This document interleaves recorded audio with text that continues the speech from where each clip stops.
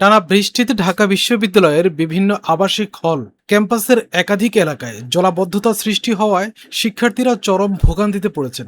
এই পরিস্থিতিতে শিক্ষার্থীদের দুর্ভোগ কমাতে তাৎক্ষণিক কয়েকটি উদ্যোগ নেওয়ার কথা জানিয়েছে ঢাকা বিশ্ববিদ্যালয় কেন্দ্রীয় ছাত্র সংসদ। রোববার ডাকসুর ভিপি সাদিক কায়েম নিজের ফেসবুক পোস্টে এসব তথ্য জানান। পোস্টে বলা হয়, ফজিলাতুন্নেসা হল, কুয়েত মৈত্রী হল, ডক্টর মোহাম্মদ শহীদুল্লাহ হল সহ বিভিন্ন স্থানে জলাবদ্ধতা সৃষ্টি হয়েছে। এসব এলাকা পরিদর্শন করে ডাকসু ও হল সংসদের নেতারা শিক্ষার্থীদের ভোগান্তি নিরসনে কয়েকটি তাৎক্ষণিক পদক্ষেপ নিয়েছেন। ডাকসুর পক্ষ থেকে জানানো হয়, জরুরি যাতায়াতের সুবিধায় ভ্যানের ব্যবস্থা করা হয়েছে। পাশাপাশি বিশ্ববিদ্যালয়ের বাসের ট্রিপ বাড়ানো হয়েছে। কুয়েত মৈত্রী হল ও ফজিলাতুন্নেসা হলের সামনে শিক্ষার্থীদের বিনামূল্যে পারাপারের জন্য 4টি ভ্যান পরিচালনা করা হচ্ছে। এছাড়া বিদ্যুৎ বিচ্ছিন্নতার কারণে আবাসিক হলের শিক্ষার্থীদের জন্য জেনারেটরের মাধ্যমে বিকল্প বিদ্যুৎ সরবরাহ এবং মোমবাতির ব্যবস্থা করা হচ্ছে। শিক্ষার্থীদের জন্য সুপেয় পানি ও শুকনো খাবারও সরবরাহ করা হচ্ছে। ওয়াসার সহযোগিতায় 2 গাড়ি পানি আনার ব্যবস্থা করা হয়েছে বলে পোস্টে উল্লেখ করা হয়।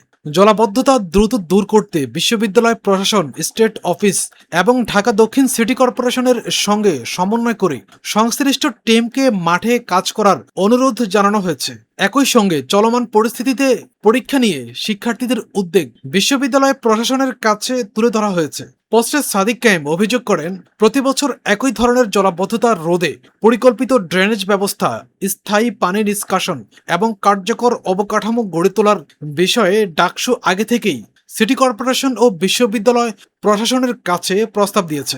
তবে এই বিষয়ে কার্যকর উদ্যোগ দেখা যায়নি।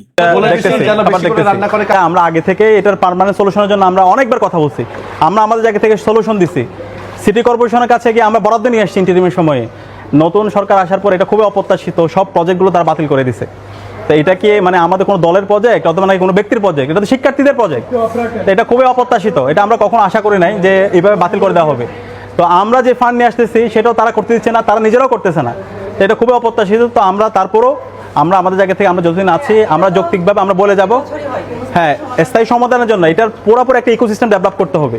সেটা সলিউশন আমরা দেখাইছি কীভাবে করতে হবে, কিন্তু ওনাদের অসহযোগিতা, নন কোঅপারেশন এবং ওনাদের প্ল্যান না থাকার কারণে সবাইকে সাফার করতে হচ্ছে। তো আমরা তো ছাত্র হিসাবে আমরা আমাদের জায়গা থেকে কাজ করে যাচ্ছি। এখন এটা তো সিটি কর্পোরেশনের কাজ, এটা বিশ্ববিদ্যালয় প্রশাসনের কাজ।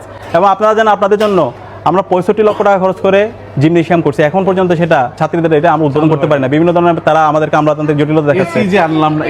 এরপরে এসিগুলা নিয়ে আসার পরও তো যেটাই হোক আমরা এগুলো আর মানে আমরা আমাদের জায়গা থেকে আমরা কাজ করে যাব। এবং আপনারা চিন্তা করেন, আপনাদের সাথে আমরা ভাই হিসেবে আমরা আছি, এখানে ডাকসু সবাই চলে আসছি এবং হল সংসদে কাজ করতেছে এবং ইনশাল্লাহ